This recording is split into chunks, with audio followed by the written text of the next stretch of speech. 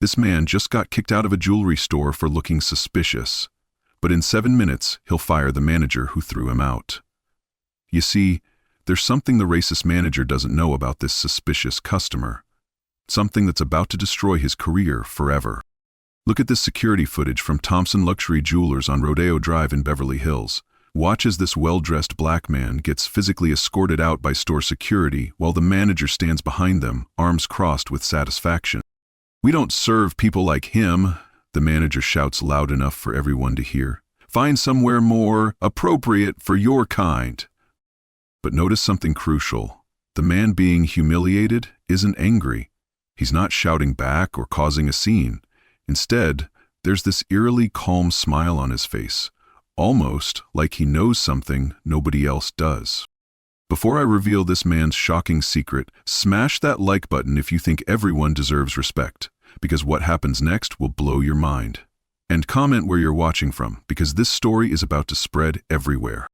But first, let me tell you exactly who this man really is. Meet Marcus Thompson, 45 years old, founder and CEO of Thompson Luxury Jewelers. His company operates 127 stores across America, generating over $2 billion annually. The flagship location where this incident occurred, he built it from the ground up 15 years ago. Marcus started with nothing, a small pawn shop in Detroit that his grandmother left him. Through dedication, integrity, and an eye for quality, he transformed that single location into America's most trusted luxury jewelry empire. Today marks his 25th wedding anniversary with his wife Sarah, a pediatric surgeon at Cedars-Sinai Medical Center. Marcus decided to surprise her by personally selecting the perfect gift from his Beverly Hills flagship store, a location he visits maybe twice a year, always unannounced. But today is special for another reason. The store is hosting its exclusive Diamond Gala event, a private showing of their newest collection for premium clientele. The showroom is packed with Hollywood celebrities, Beverly Hills socialites, and luxury shoppers. Local entertainment reporters are even covering the event. "I want to see how my stores really operate when the boss isn't expected," Marcus often told his executives, especially during high-pressure events.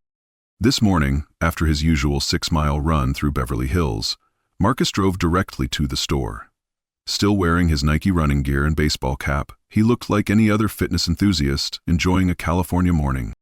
Meanwhile, inside the gleaming showroom packed with distinguished patrons, store manager Brad Mitchell was having his career-defining day. 38 years old, Brad had worked at Thompson Luxury for 3 years, climbing from sales associate to manager through what he called his keen eye for clientele. But Brad carried a bitter secret that poisoned his interactions with customers. 3 years ago, at his previous job at a competing luxury retailer, Brad had been publicly humiliated by his supervisor, a wealthy black businessman who'd dressed him down in front of colleagues for poor performance. The memory festered, creating a toxic resentment that he projected onto customers who reminded him of that painful experience. "You have to protect the store's reputation," Brad frequently told his team, his voice carrying the edge of someone desperate to prove his worth. "One wrong customer can destroy our exclusive image." Sales associate Jenny Martinez, 26, watched nervously as Brad grew increasingly aggressive about maintaining standards during the Diamond Gala. A UCLA graduate with a degree in art history, she genuinely loved helping customers find meaningful pieces. But she'd grown increasingly uncomfortable with Brad's judgment calls about who belonged in their store. Security guard David Torres, 52, had worked retail security for over 20 years. Today's exclusive event made him extra vigilant, but he'd learned to distinguish between genuine security threats and management's personal biases. As Marcus approached the entrance, Brad noticed him immediately through the floor-to-ceiling windows. "Jenny, look at this guy trying to crash our Diamond Gala," Brad whispered urgently, his past humiliation driving his reaction. "Athletic wear, baseball cap. Probably saw the crowd and thinks he can blend in." Jenny glanced outside. Maybe he's a customer who didn't know about the dress code. "Real patrons know how to dress appropriately," Brad replied, straightening his designer tie with the fervor of someone trying to prove his superiority. "Watch me handle this perfectly." Little does Brad know, he's about to make the biggest mistake of his career. The electronic chime announced Marcus's entrance as he stepped into the packed showroom. The Diamond Gala was in full swing. Celebrities trying on exclusive pieces, photographers capturing glamorous moments, and champagne being served to distinguished guests. Marcus smiled, remembering when he first designed this space for exactly these kinds of exclusive events.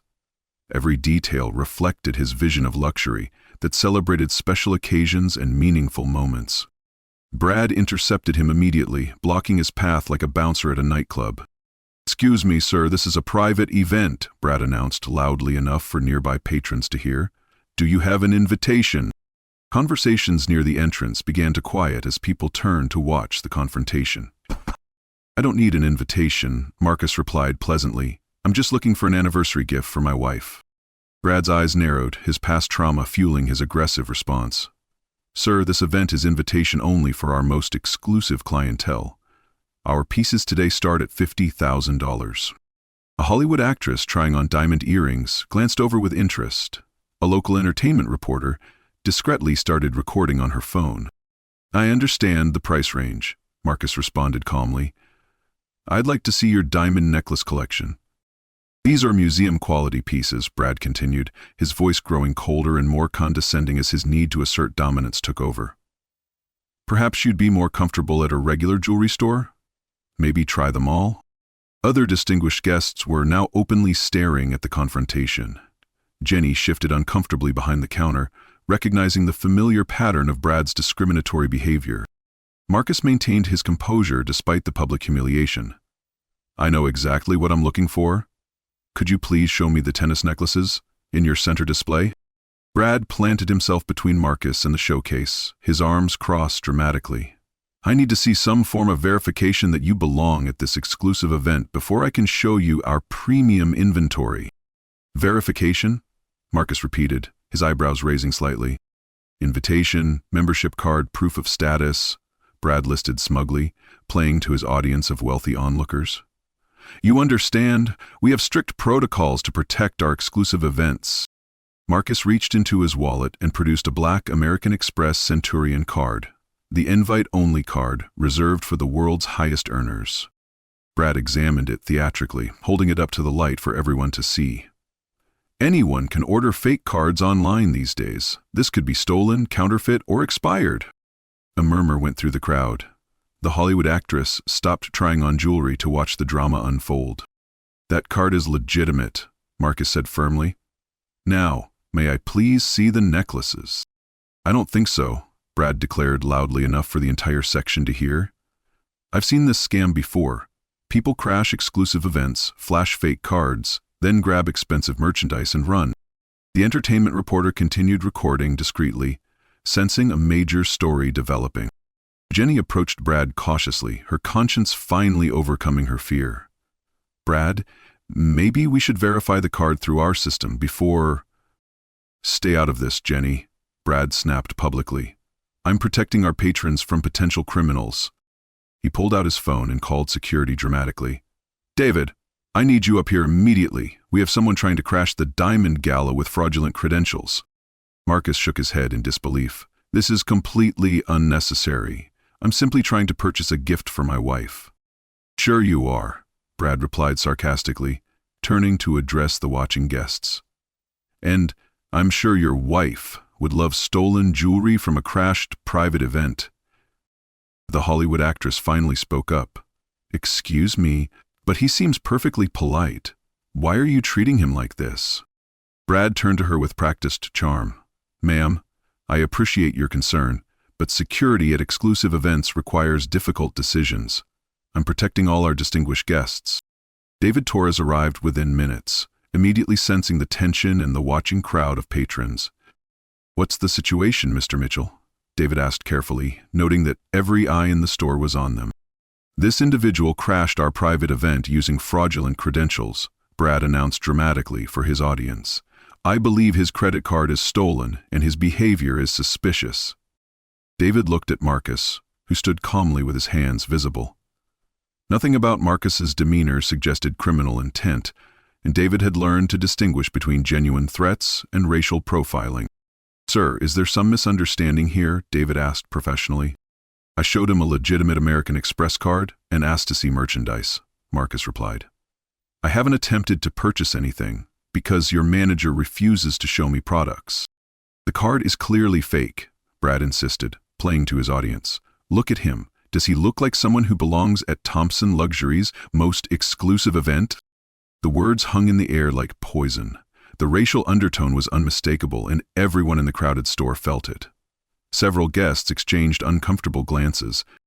Marcus's jaw tightened slightly, but his voice remained controlled.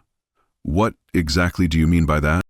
Brad realized he'd crossed a line, but doubled down instead of apologizing, his past humiliation driving him to assert dominance.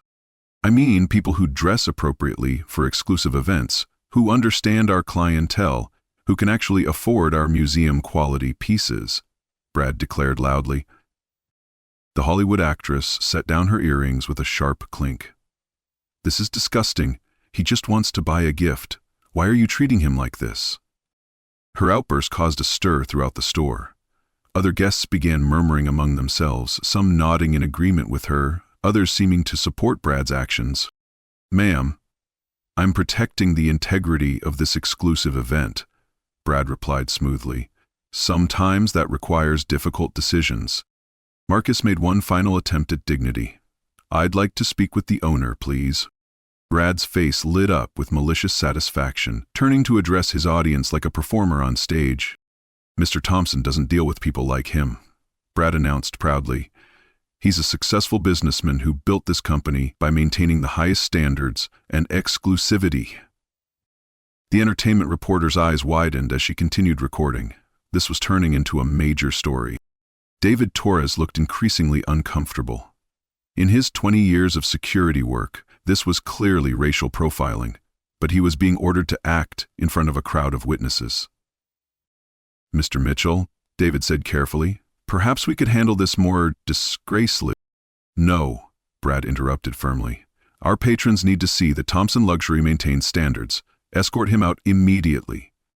What Brad just said about Mr. Thompson is about to backfire spectacularly. David Torres reluctantly followed Brad's directive, though every instinct told him this was wrong, especially with so many guests and that reporter watching. Sir, I'm truly sorry, but I have to ask you to leave, David said apologetically to Marcus. I don't agree with this, but I have to follow management's instructions. Marcus nodded with dignity. I understand you're just doing your job, David. Thank you for being respectful. The use of his name surprised the security guard.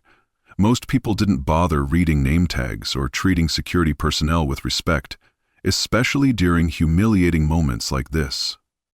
As they walked toward the exit, Brad followed behind them, practically strutting with victory in front of his audience. Ladies and gentlemen, this is what happens when people try to crash exclusive events and scam honest businesses, Brad announced theatrically for the crowd. Thompson Luxury maintains the highest standards in Beverly Hills. The Hollywood actress stared in disgust. This is absolutely shameful. Some other guests appeared uncomfortable with the obvious discrimination, while others nodded approvingly at Brad's decisive action. The entertainment reporter discreetly followed, still recording everything. Marcus paused at the door and turned back one final time, his eyes meeting Brad's directly while the entire crowd watched. You're making a terrible mistake, Marcus said quietly, but his words carried weight that silenced the room. The only mistake would be letting you stay and ruin our exclusive event, Brad replied confidently, playing to his audience. Mr. Thompson would be proud of how I protected our patrons and company standards. The glass doors closed behind Marcus with a soft chime. Through the windows, celebrities, staff, and the reporter watched him walk calmly toward his car. A modest Honda Civic he'd driven to avoid attracting attention. Brad dusted off his hands theatrically and strutted back to the main section like a peacock, showing off its feathers.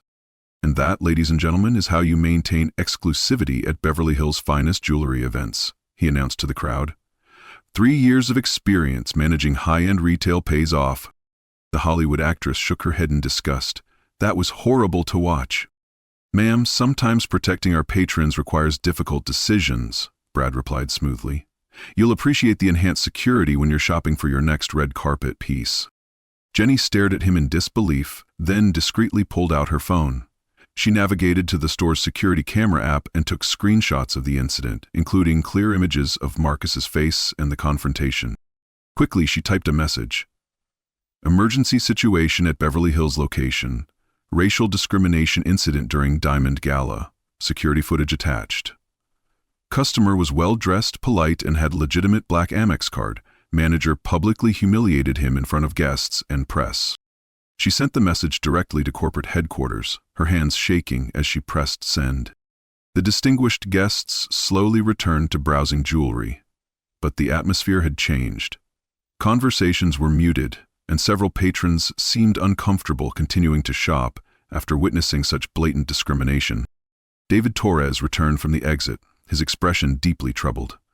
In his 20 years of security work, he'd never been forced to participate in such obvious racial profiling, especially with so many witnesses.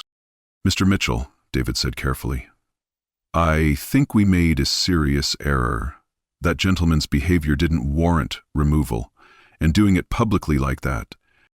"David, I respect your experience," Brad replied condescendingly, still riding high on his perceived victory. "But retail management at this level requires different skills than basic security work. I know my business, and I know how to protect our brand." He had no idea that Marcus was currently sitting in the Honda Civic outside, making phone calls that would destroy everything Brad had worked for. Jenny discreetly showed David her phone. "I sent security camera footage to corporate headquarters.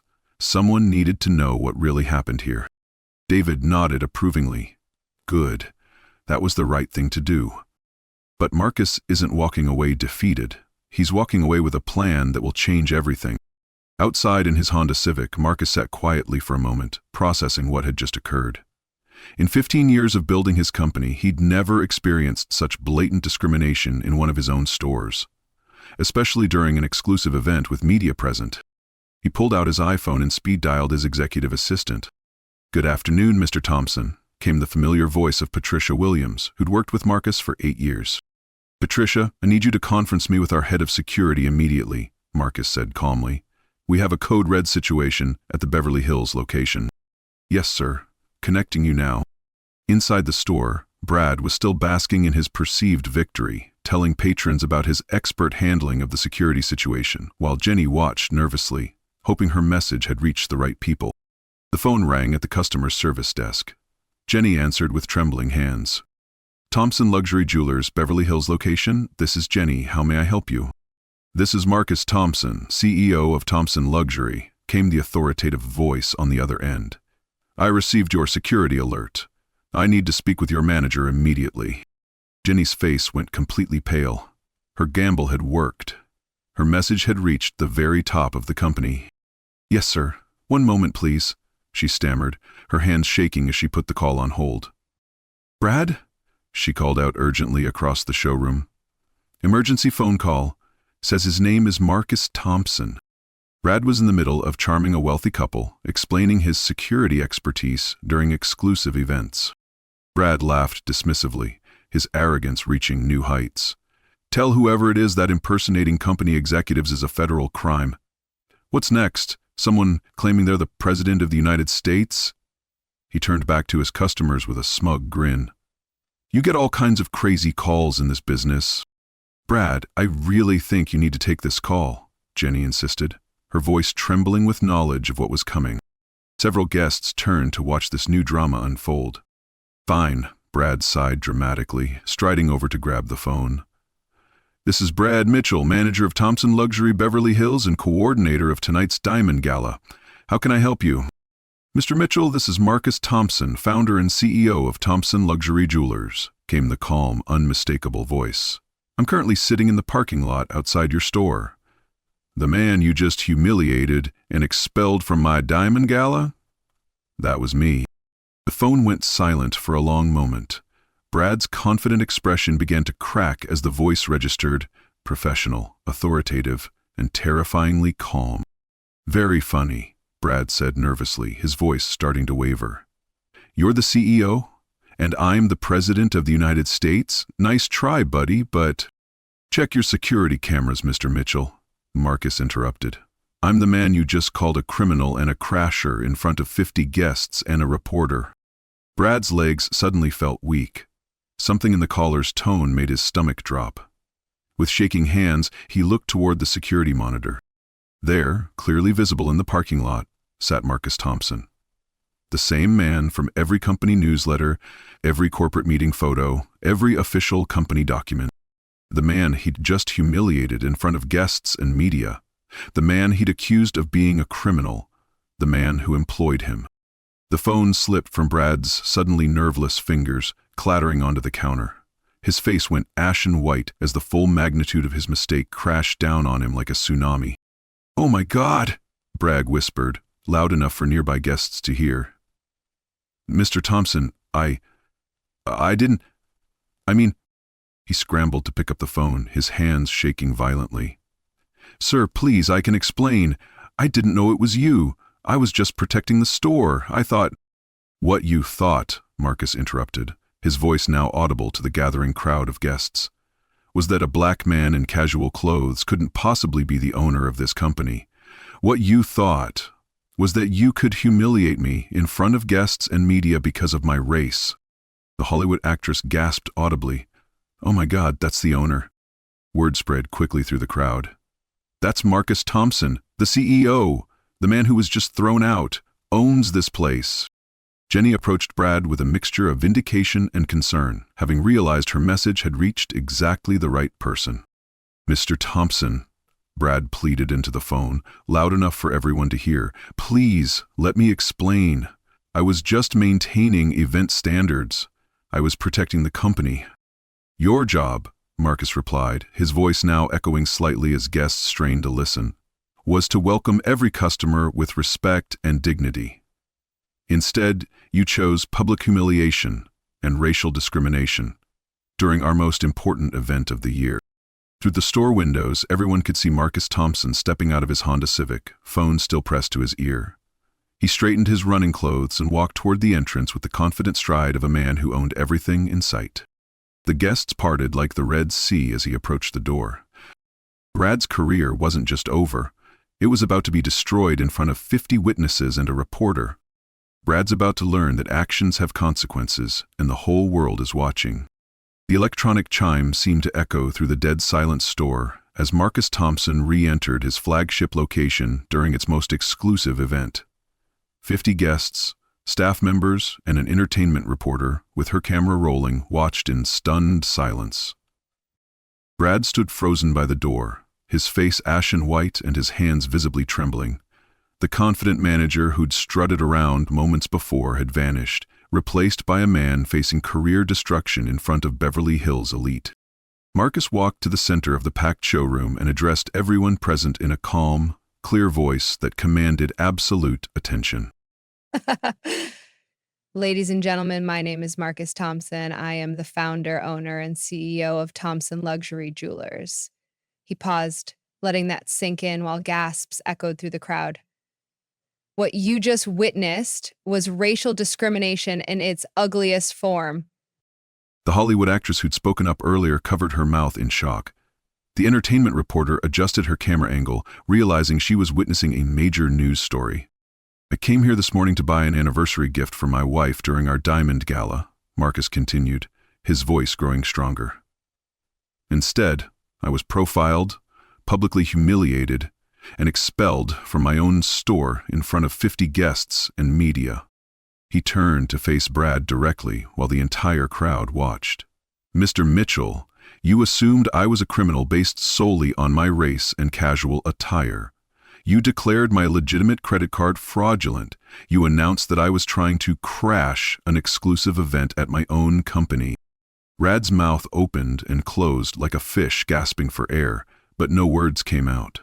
Several guests were now recording the confrontation on their phones. "You told these patrons that I was dangerous," Marcus pressed on. "You said I was trying to scam them. You declared that people, like me, don't belong at Thompson Luxury's most exclusive events."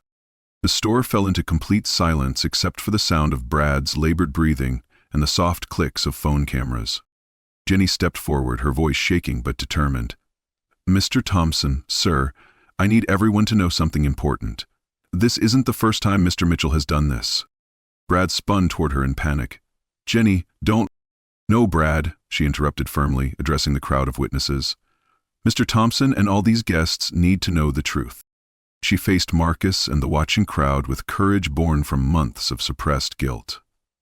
Sir, Mr. Mitchell has discriminated against customers before. Last month, he refused service to a Hispanic family during a private showing. 3 weeks ago, he made an elderly black woman show 3 forms of ID before she could try on a bracelet. Murmurs of disgust rippled through the crowd. The Hollywood actress shook her head in dismay. Marcus nodded gravely, his expression hardening. How many incidents have you witnessed personally, Jenny? At least 6 in the past year, she replied, her voice carrying through the silent showroom. I should have reported it sooner, but I was afraid of losing my job. You were protecting your livelihood, Marcus said gently. But now we protect others from experiencing what I just endured. He turned back to Brad, who had sunk into a nearby chair, his head in his hands while 50 people watched. Mr. Mitchell, look at me, Marcus commanded. Brad raised his head reluctantly, tears of fear and shame streaming down his face as guests stared at his public breakdown. You violated every principle this company was built on, Marcus said firmly, his words carrying to every corner of the packed showroom.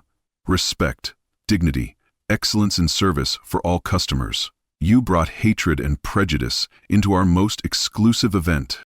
Sir, please, Brad begged publicly, his voice cracking. I have a mortgage, car payments, credit card debt. I need this job. I'll change, I promise. I'll take sensitivity training, volunteer for diversity programs, anything you want. The patrons watched this public pleading with a mixture of fascination and disgust. Marcus shook his head slowly. Mr. Mitchell, you're fired, effective immediately. The words hit Brad like a physical blow in front of 50 witnesses. He doubled over, as if he'd been punched in the stomach, while guests watched his complete humiliation. You can't do this in front of everyone, Brad protested desperately. I have rights. I'll sue for wrongful termination. I'll claim this is retaliation. Mr. Mitchell, Marcus replied calmly, your discriminatory behavior was recorded on 12 security cameras and witnessed by 50 guests and media. Any lawsuit you file will only provide more evidence of your racist actions. The entertainment reporter stepped forward. Mr. Thompson, I'm Rebecca Chen from Entertainment Tonight. May I ask how you plan to address this incident moving forward? Marcus turned to her professionally. Ms. Chen, this incident will drive immediate changes across all Thompson Luxury locations. We're implementing mandatory diversity training, zero-tolerance policies, and customer respect protocols. What happened today cannot and will not happen again. The Hollywood actress who'd defended Marcus earlier approached him. Mr. Thompson, I want you to know that what happened to you was absolutely wrong. I'm going to tell everyone about this. Thank you, Marcus replied with genuine gratitude. Your willingness to speak up when you saw injustice means everything. He gestured toward David Torres. David, please escort Mr. Mitchell to the back office while he gathers his belongings. His access to all company systems has been terminated. As Brad was led away through the crowd of watching guests still protesting weakly, Marcus addressed the stunned gathering. Ladies and gentlemen, I sincerely apologize for what you witnessed today. This behavior does not represent Thompson Luxury's values or standards. To demonstrate our commitment to making this right, all purchases made today will receive a 30% discount. The crowd began to applaud, slowly at first, then building to genuine appreciation for his grace under pressure. Marcus isn't done transforming this nightmare into lasting change. Within 30 minutes, the consequences of Brad's actions cascaded through his life with devastating speed and precision. The guests and entertainment reporter ensured that word spread immediately throughout Beverly Hills' elite social circles. Patricia Williams, Marcus's executive assistant, arrived with corporate lawyers and human resources executives while patrons were still shopping and discussing the incident. Mr. Mitchell's employment is terminated for cause, announced Linda Chen, Thompson Luxury's chief human resources officer, speaking loudly enough for remaining guests to hear. Public discrimination and harassment of customers constitutes gross misconduct.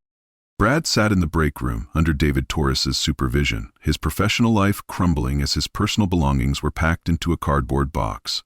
His company credit cards were confiscated, his computer access revoked, and his company phone wiped clean, while he watched helplessly.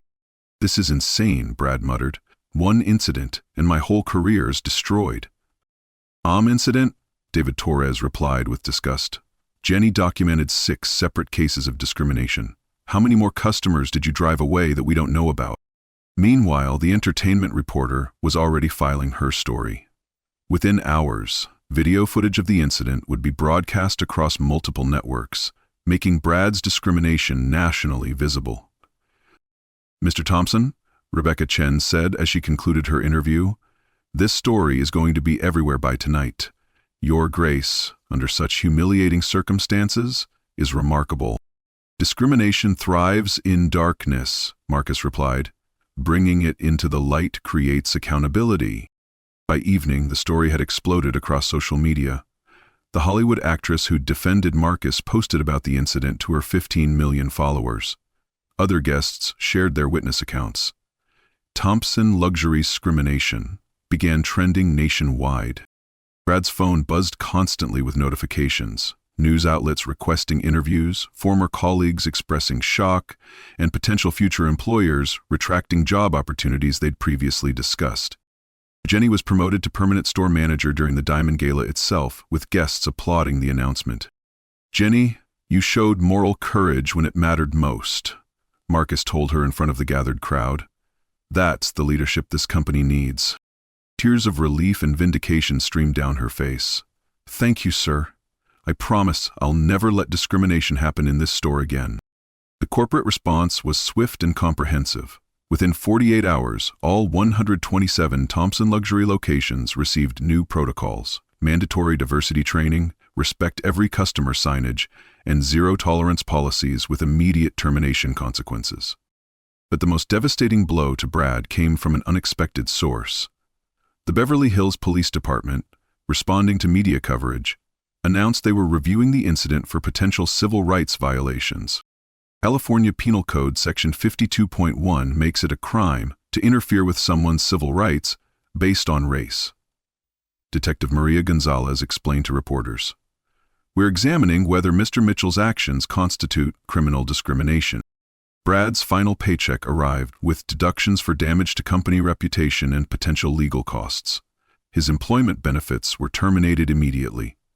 Word of his racist behavior spread throughout the luxury retail industry, making him essentially unemployable in his field. The entertainment reporter's story went viral, viewed over 5 million times in the first week. Brad became the face of workplace discrimination, his humiliation replayed endlessly across social media platforms. 3 months later, facing mounting legal bills and unable to find employment, Brad was forced to declare bankruptcy. The incident had destroyed not just his career, but his entire financial future. Meanwhile, Marcus appeared on CNN to discuss the broader implications of workplace discrimination. "This incident sparked conversations in boardrooms across America," Marcus told the national audience. "Companies are examining their own cultures and asking hard questions about unconscious bias and systemic discrimination." The Diamond Gala incident became a case study in business schools, demonstrating how discrimination damages not just victims, but entire corporate brands and individual careers. Brad's actions had transformed from a moment of prejudice into a national conversation about respect, dignity, and the high cost of discrimination. The story doesn't end with punishment, it ends with hope and transformation. 1 month after the Diamond Gala incident, Marcus returned to the Beverly Hills store with Sarah for their 25th anniversary celebration. The transformation was extraordinary. Jenny Martinez, now the permanent store manager, greeted them at the entrance with genuine warmth and the confidence of a leader who'd proven herself under fire. "Mr. and Mrs. Thompson, welcome back. It's an honor to serve you today." The store sparkled with renewed energy and purpose. Elegant, respect every customer signs were beautifully integrated into the decor. Diversity training certificates hung proudly behind the customer service desk. Most importantly, the atmosphere felt genuinely welcoming to everyone who entered. "Jenny, show me what's changed," Marcus requested. She led them through the store with obvious pride. "We've revolutionized our customer service approach. Every team member completed comprehensive diversity training. We've also established an anonymous customer feedback system specifically for reporting any discrimination concerns. Sarah squeezed Marcus's hand as they walked. As a pediatric surgeon who worked with families from all backgrounds, she understood the importance of creating environments where everyone felt valued and respected. The whole culture feels different, Sarah observed. We hired 5 new team members through our diversity recruiting initiative, Jenny explained. Having staff from various backgrounds has enriched our perspective and improved our service to all customers. Customer satisfaction scores have increased by 45% since the changes. They approached the same display case where Marcus had been denied service just weeks before. This time, Jenny opened it immediately and began showing them the anniversary collection with expertise and enthusiasm. For 25 years of marriage, might I suggest our Heritage Diamond Collection? Jenny offered. Each piece represents enduring love and commitment, values that align perfectly with your relationship and your company's transformed mission. Marcus and Sarah examined the elegant necklaces together, their love story reflected in the sparkling gems, and their shared commitment to justice and dignity. This one, Sarah said softly, pointing to a stunning tennis necklace. It's perfect, and it represents so much more than jewelry now. As Jenny prepared the purchase, Marcus noticed a diverse group of teenagers browsing the fashion jewelry section with one of the new staff members.